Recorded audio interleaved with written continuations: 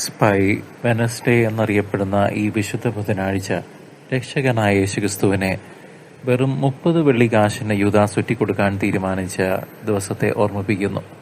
മത്തായിയുടെ സുവിശേഷം 26 അധ്യായം 14 മുതൽ 16 വരെയുള്ള വാക്യങ്ങളിൽ ഇരുട്ടിന്റെ ശക്തികൾ വെളിച്ചത്തിന് വിപരീതമായി പ്രവർത്തിക്കുന്നത് നാം കാണുന്നു. കർത്താവിനോടൊപ്പം വസിച്ചവൻ തന്നെ കർത്താവിനെ ശത്രുക്കൾക്ക് കൈമാറാൻ ഉടമ്പടി ചെയ്യുന്നത് മാനുഷിക പാപത്തിന്റെ ആഴത്തെ കാണിക്കുന്നു. ഈ വഞ്ചന വെറും ഒരു ചരിത്ര സംഭവമല്ല, മറിച്ച് പഴയ നിയമ പ്രവചനങ്ങളുടെ പൂർത്തീകരണത്തിലേക്കുള്ള ചുവടുവയ്പ്പാണ്. ദൈവപുത്രൻ മനുഷ്യരാശിയുടെ പാപപരിഹാരത്തിനായി തന്നെ താഴ്ത്തുന്നതിന്റെ തുടക്കമാണിത്. സക്കറിയ 11 അധ്യായം 12 മുതൽ 13 വരെയുള്ള വാക്യങ്ങളിൽ പ്രവാചകൻ മുൻകൂട്ടി കണ്ട 30 വെള്ളിക്കാശ് എന്ന വില ഇവിടെ യാഥാർത്ഥ്യമാകുന്നു.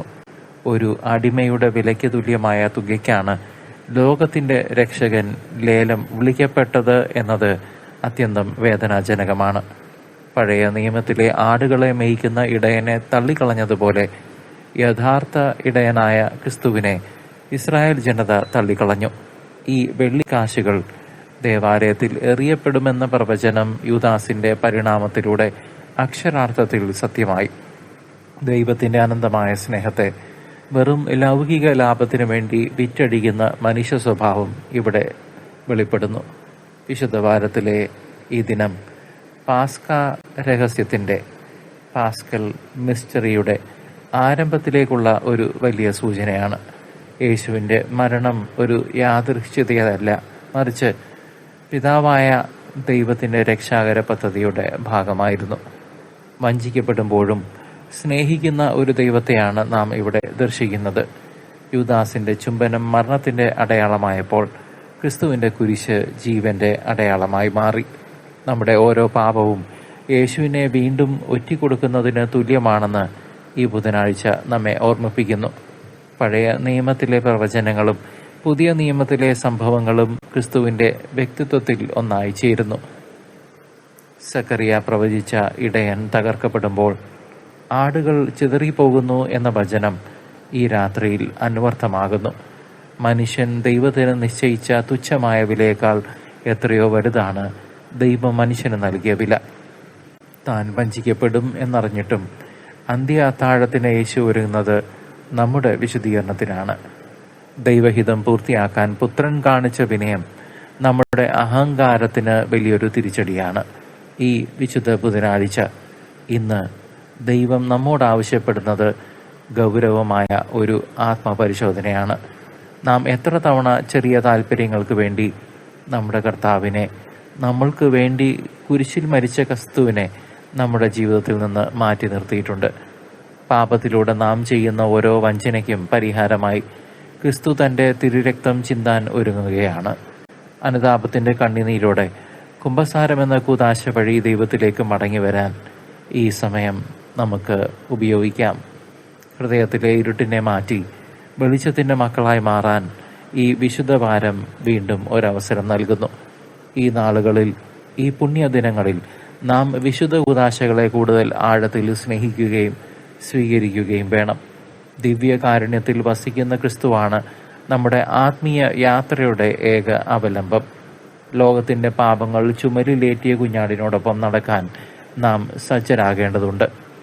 കുരിശിന്റെ വഴിയും പരിത്യാഗ പ്രവർത്തികളും നമ്മുടെ ആത്മാവിനെ ശുദ്ധീകരിക്കാൻ സഹായിക്കുന്നു. തിരുസഭ നൽകുന്ന ഈ വലിയ കൃപയുടെ കാലം വെറുതെ കളയാതെ പ്രാർത്ഥനയിൽ മുഴുകാം. നമുക്കെല്ലാം ഒരുമിച്ച് തന്നെ.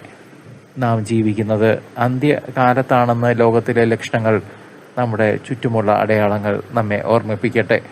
ക്രിസ്തുവിന്റെ രണ്ടാം വരവ് അതിസമീപമാണെന്ന് വിശ്വസിച്ചുകൊണ്ട് ജാഗ്രതയോടെ, ഭയപ്പെട്ടുകൊണ്ടല്ല, ജാഗ്രതയോടെ കാത്തിരിക്കാം. ലോകത്തിന്റെ മോഹങ്ങളിൽ മയങ്ങിക്കിടക്കാതെ ദൈവരാജ്യത്തിന് അർഹരായി തീരാൻ പരിശ്രമിക്കേണ്ട സമയമാണിത്.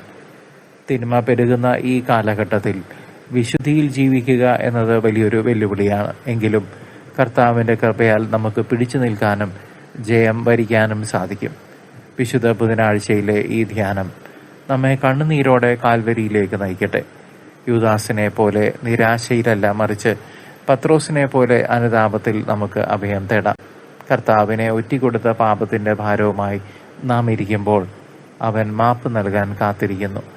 ദൈവത്തിൻ്റെ കാരുണ്യം നമ്മുടെ സകല വഞ്ചനകളെക്കാളും വലുതാണെന്ന് മറക്കരുത്.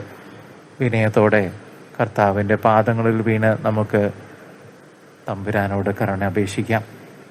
ക്രിസ്തുവിൻ്റെ ബലിയിലൂടെ നാം വീണ്ടെടുക്കപ്പെട്ടത് സ്വർണമോ വെള്ളിയോ കൊണ്ടല്ല, മറിച്ച് കർത്താവിൻ്റെ അമൂല്യ രക്തം കൊണ്ടാണ്. ഈ വിശുദ്ധ വാരത്തിൽ ക്രിസ്തുവിൻ്റെ സഹനങ്ങളെ ധ്യാനിക്കുന്നത് നമ്മുടെ വിശ്വാസത്തെ ബലപ്പെടുത്തും. മരണം വഴിയുള്ള വിജയമാണ് ക്രിസ്തു നമുക്ക് കാണിച്ചു തരുന്നത്. നമ്മുടെ ജീവിതത്തിലെ ചെറിയ കുരിശുകൾ സന്തോഷത്തോടെ ചുമക്കാൻ ഈ സഹനം നമ്മെ പഠിപ്പിക്കട്ടെ. നിത്യജീവൻ ലക്ഷ്യം വെച്ചുകൊണ്ട് നമുക്ക് മുന്നോട്ട് പ്രയാണം ചെയ്യാം. ദൈവപുത്രനായ കുഞ്ഞാടിനോടൊപ്പം നിത്യവിരുന്നിൽ പങ്കുചേരാൻ നാം ഓരോരുത്തരും വിളിക്കപ്പെട്ടവരാണ്. വിധി ദിവസത്തിൽ വലതു ഭാഗത്ത് നിൽക്കാൻ തക്ക വിധം നീതിയുള്ള ജീവിതം നയിക്കാം. ലോകത്തിൻ്റെ പാപങ്ങൾക്കായി മുറിവേൽപ്പിക്കപ്പെട്ടവനെ നോക്കി നമുക്ക് ആരാധന അർപ്പിക്കാം. കർത്താവിൻ്റെ രണ്ടാം വരവിൽ ഒട്ടും ഭയപ്പെടാതെ സന്തോഷത്തോടെ കർത്താവിനെ സ്വീകരിക്കാൻ നമുക്ക് തയ്യാറെടുക്കാം. ആമേൻ. കർത്താവായ യേശുവേ, വേഗം വരണമേ.